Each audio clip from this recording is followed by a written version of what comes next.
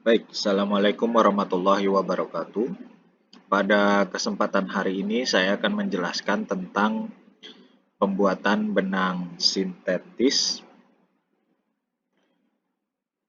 Baik, pembuatan benang sintetis itu mula-mulanya dibuat atau dilakukan percobaan itu di Eropa sekitar pada tahun 1857.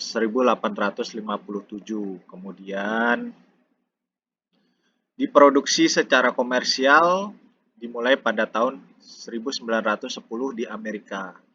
Nah, jenis serat buatan diantaranya adalah rayon, asetat, polyester, akrilat, dan lain-lain.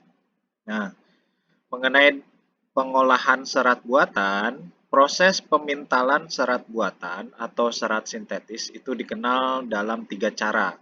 Yang pertama adalah pemintalan basah atau wet spinning, kemudian pemintalan kering atau larutan atau dry or solvent spinning, kemudian pemintalan leleh atau melt spinning. Ketiga cara tersebut di atas pada dasarnya adalah sama, karena prosesnya berdasarkan pada 3 tingkat, antara lain penghancuran dan pelarutan atau pelelehan bahan baku untuk membuat sebuah larutan, kemudian penyemprotan larutan yang dihasilkan melalui spinneret untuk membentuk serat, kemudian pemadatan serat dengan jalan pembekuan, penguapan, dan pendinginan.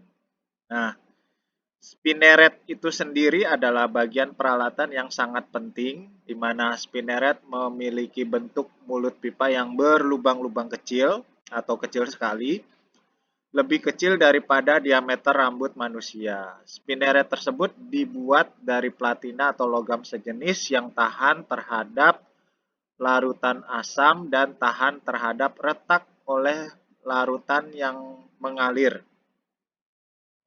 Bentuk serat yang dihasilkan ada 3 macam, yaitu filamen, filamen tow, dan stapel. Nah, serat filamen adalah serat yang dihasilkan dari spinneret yang mempunyai lubang kurang lebih 350 buah atau kurang, sesuai dengan diameter benang yang dihasilkan. Jumlah lubang spinneret menunjukkan jumlah filamen yang terdapat pada benang. Setiap serat yang keluar dari benang spinneret setelah dipadatkan segera disatukan dengan memberi antihan atau diberikan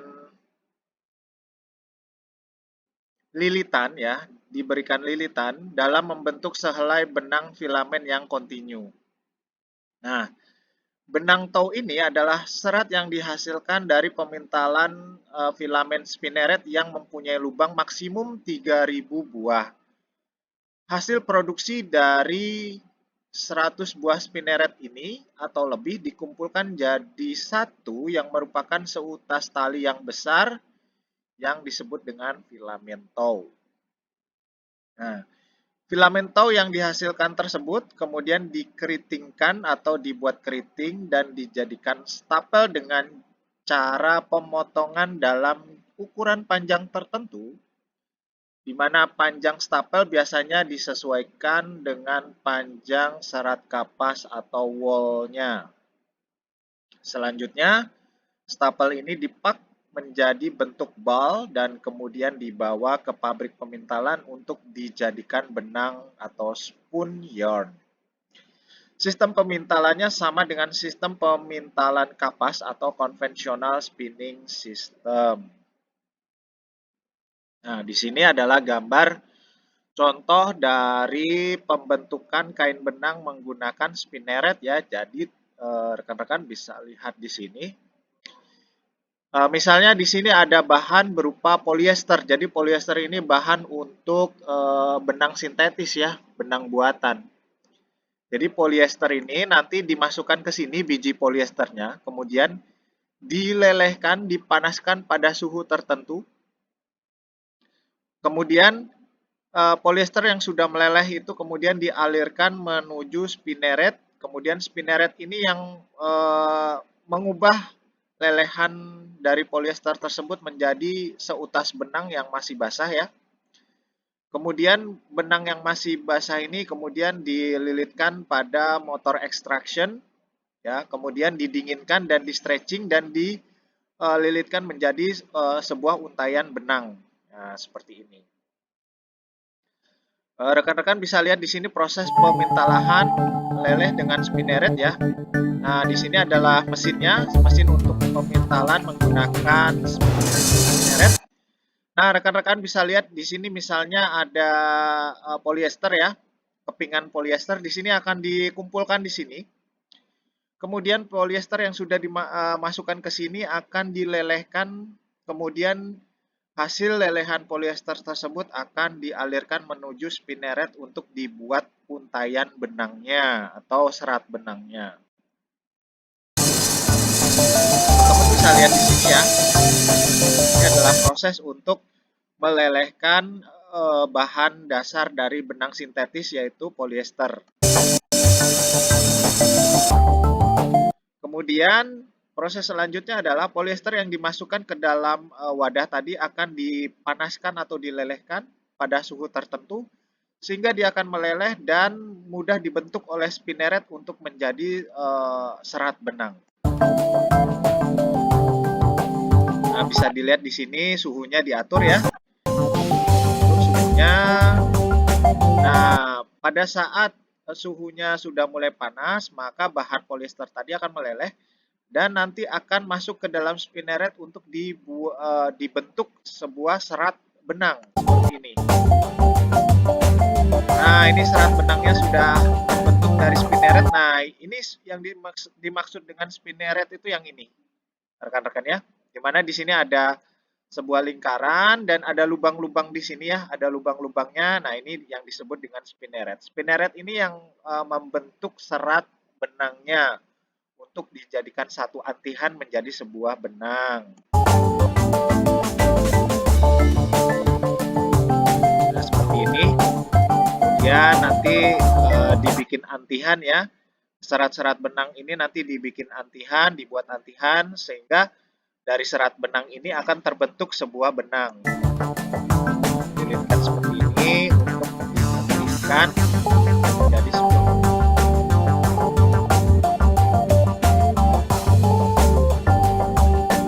Ini proses pemotongannya ya, dan masukkan ke lilitan untuk membentuk sebuah untayan atau lilitan benangnya ya.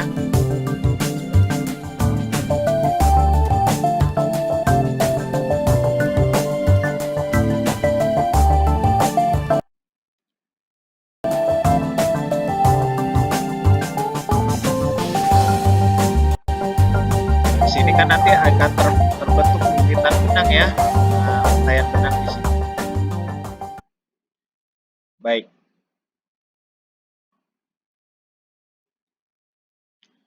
Nah, dalam pembuatan benang dari serat buatan, benang itu dalam arti umum diartikan sebuah untayan serat yang tidak terputus-putus saling berkaitan dengan antihan atau lilitan dan mempunyai diameter tertentu. Nah, benang ini diklasifikasikan menjadi 3, yaitu benang filamen, benang pintal, dan benang filamen kontinu ya, benang filamen kontinu, kemudian benang pintal dan benang filamen.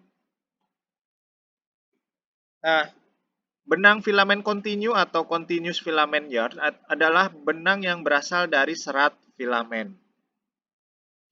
Kalau benang pintal atau spoon yarn adalah benang yang terbuat dari serat staple, baik serat yang alami maupun yang buatan.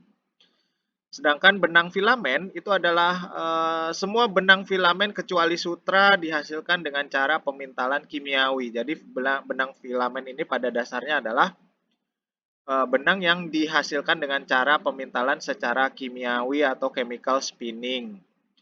Pemintalan secara kimiawi meliputi proses yang dimulai dari penyemprotan serat dari lubang-lubang spinneret sampai pada penggulungan benang dalam bentuk kon atau cheese.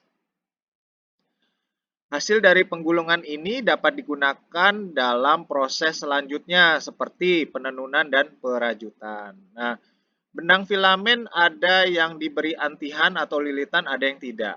Nah, untuk dapat lebih menyempurnakan sifat-sifatnya, dilakukan suatu proses sehingga letak setiap individu filamen tidak lagi dalam keadaan teratur, ya, tidak teratur keadaan dari individu filamennya, melainkan tidak beratur atau tidak beraturan yang hasilnya disebut dengan textured filament yarn, ya, texturized filament yarn. Nah, ada dua macam texturized yarn. Yang pertama adalah benang ruah atau bulk. Yang kedua adalah benang stretch atau stretch yarn. Nah, benang ruah atau bulk itu untuk mendapatkan benang dengan pegangan yang empuk atau soft, maka dibuat benang yang tidak padat, yang disebut dengan benang bulk. Nah, benang bulk ini dapat dihasilkan dengan memberikan sedikit atau tanpa antihan sama sekali terhadap benang filamen, agar kelihatan sifat-sifat ruahnya. Serat filamen tersebut dibuat keriting atau membentuk seperti per dengan proses termoplastis. Hasilnya adalah benang-benang yang mengembang dan tidak padat karena masing-masing serat menempati volume yang besar. Benang ruah ini cocoknya untuk kain rajut seperti jumper, kain high sophie, dan sebagainya. Kemudian untuk benang stretch atau stretch yarn, pembuatan benang stretch ini pada hakikatnya mempunyai prinsip yang sama dengan benang ruah, hanya saja struktur masing-masing filamennya dibuat sedemikian rupa sehingga dapat berfungsi seperti per, misalnya dengan dibuat keriting atau dibentuk seperti helix. Dengan demikian, apabila ditarik, filamennya akan mudah mulur dan apabila tarikan dilepas, akan kembali ke bentuk semula. Ada beberapa cara yang digunakan untuk pembuatan benang stretch ini, ya. Nah, salah satu di antaranya ialah apa yang kita kenal dengan twist untwist method, yaitu dengan menggunakan mesin false twister. Prinsip ini ialah caranya dengan benang filamen diberi antihan yang tinggi, kemudian dimantapkan antihannya dengan pemanasan, dan karena sifat termoplastis dari serat sintetis ini, setelah pemanasan masing-masing serat akan tetap mempunyai struktur seperti helix atau keriting gitu ya. Nah, meskipun antihannya telah dibuka, akibatnya benang yang bentuknya seperti helix ini, ya, maka akan mengembang dan mempunyai kemampuan yang mulur yang besar. Nah, benang stretch ini lazim digunakan untuk kaos kaki atau kain-kain rajut lain yang mempunyai kemampuan mulur yang diutamakan. Jadi, benang stretch itu nanti diperlakukan twist untwist method gitu ya, dengan cara diberikan antihan yang tinggi, kemudian antihannya diberi pemanasan, ya.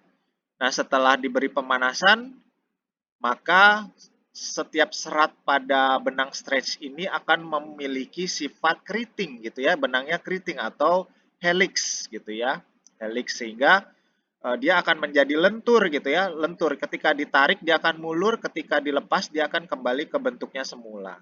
Nah, benang stretch ini biasanya dipakai untuk serat nilon, poliakrilat dan sebagainya. Nah, ini contohnya ya. Ketika benangnya itu diberi antihan tinggi kemudian dipanaskan, nah dia bisa berbentuk keriting seperti ini maupun berbentuk helix seperti ini. Nah, filamen yang keriting dan helix seperti ini biasanya dia lebih lentur ya, lebih lentur sehingga lebih fleksibel.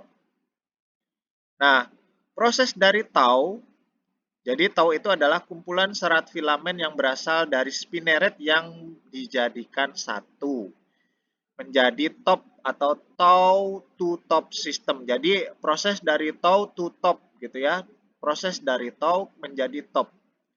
Jadi di mana tow ini adalah serat filamen yang berasal dari spinneret yang dijadikan satu. Pada proses ini pengerjaan tow menjadi top menjadi benang stapel dilakukan dengan menggunakan mesin turbo stapler atau mesin Pacific Converter. Nah, pada mesin ini serat-serat filamen dari tow dipotong-potong menurut panjang yang diinginkan, kemudian menggunakan pisau yang sangat tajam. Kemudian program-program tersebut ditampung dan dikumpulkan menjadi bentuk sliver, di mana sliver itu adalah bentuk awal dari serat benang yang belum dipilin atau diantih gitu ya. Bentuk awal serat benang yang belum dipilin. Nah, yang telah sedikit mengalami peregangan yang disebut dengan top. Jadi ketika serat filamen dari tow dipotong-potong menurut panjang yang diinginkan, kemudian ditampung, dikumpulkan jadi satu, menjadi bentuk sliver, dan yang ketika telah mengalami peregangan disebut dengan top. Untuk membuat benang, top ini selanjutnya diproses pada mesin drawing, roving, dan spinning. Nah, proses dari tow langsung menjadi benang juga bisa ya. Tadinya kan tow menjadi top gitu ya. Sekarang tow menjadi langsung jadi benang atau tow to yarn system. Pada proses ini pengerjaan benang filamen dari tow langsung menjadi benang stapel dapat dilakukan dengan menggunakan mesin Purlock. Pada mesin ini serat-serat filamen dari tow dilewatkan pada sebuah sistem peragangan sehingga serat-serat filamen menjadi putus menjadi serat stapel. Di mana serat benang yang belum dipilin menjadi benang. Jadi stapel itu adalah serat benang yang belum dipilin menjadi benang atau belum diantih menjadi benang. Dan kemudian serat stapel ini dipintal atau diantih menjadi sebuah benang. Nah, benang pintal atau spoon yarn dapat dihasilkan dengan menggunakan sistem pemintalan konvensional atau sistem pemintalan langsung, di mana sistem konvensional ini umumnya dikenal sebagai blowing, carding, combing, drawing, roving, spinning, dan winding. Nah, untuk pembahasan tentang blowing, carding, combing, drawing, roving, spinning, dan winding ini nanti akan saya jelaskan di pertemuan berikutnya. Nah, kemudian ada sistem konvensional dalam pemintalan benang ya. Ada juga sistem pemintalan langsung, di mana sistem ini dilakukan dengan langsung memotong-motong serat filamennya sebelum dipintal menjadi sebuah benang. Nah, pembuatan benang campuran, jadi bukan hanya satu macam saja benang. Jadi benang itu nanti ada unsur campurannya ya. Dalam pembuatan benang yang menggunakan bahan baku serat stapel, benang dapat dibuat dengan satu macam jenis serat ataupun campuran dari beberapa macam jenis serat. Nah, pencampuran serat-serat yang tidak sejenis atau blending dapat terdiri dari dua jenis serat atau lebih. Pada umumnya pencampuran yang banyak dilakukan adalah pencampuran dari dua jenis serat, misalnya kapas dengan polyester. Polyester dengan rayon dan sebagainya. Nah, perbandingan campuran serat tergantung dari sifat benang yang diinginkan. Misalnya, pencampuran polyester dengan kapas itu mempunyai perbandingan 65% polyester, kemudian 35% kapas. Diperhitungkan dari berat bahan bakunya. Kenapa demikian? Hal ini dimaksudkan agar benang yang dihasilkan akan memiliki sifat-sifat yang lebih baik, jadi lebih kuat dan lebih lentur misalnya ya. Antara lain adalah benang akan mempunyai kekuatan yang tinggi tanpa mengurangi sifat daya serap air yang baik. Jadi benang menjadi kuat, menjadi lentur, tapi di lain sisi juga benang memiliki sifat menyerap air yang sangat baik. Nah, itu bagus sekali gitu ya. Proses pembuatan benang campuran pada prinsipnya adalah sama dengan proses pembuatan benang kapas. Sebagai contoh, Diambil campuran antara serat polyester dengan serat kapas. Dalam proses pembuatannya, blending dapat dilakukan antara lain pada mesin-mesin blowing, carding, dan drawing. Nah, dari beberapa cara tersebut, yang banyak digunakan ialah pencampuran yang dilakukan secara drawing. Paling banyak digunakan untuk blending ya, mencampur bahan-bahan untuk antihan benang misalnya. Tetapi dalam beberapa hal pencampuran dapat dilakukan juga dengan mesin-mesin blowing. Jadi selain menggunakan mesin drawing juga bisa blending, proses blending juga bisa menggunakan mesin blowing. Pencampuran yang dilakukan pada mesin blowing mempunyai kelemahan antara lain adanya perbedaan panjang serat, jumlah kotorannya, berat jenisnya, serta sifat-sifat fisiknya, dan mekanis antara serat polyester dan serat kapas. Untuk panjang serat dan kotoran yang berbeda, diperlukan penyetelan dan tingkat pembukaan yang berbeda-beda juga.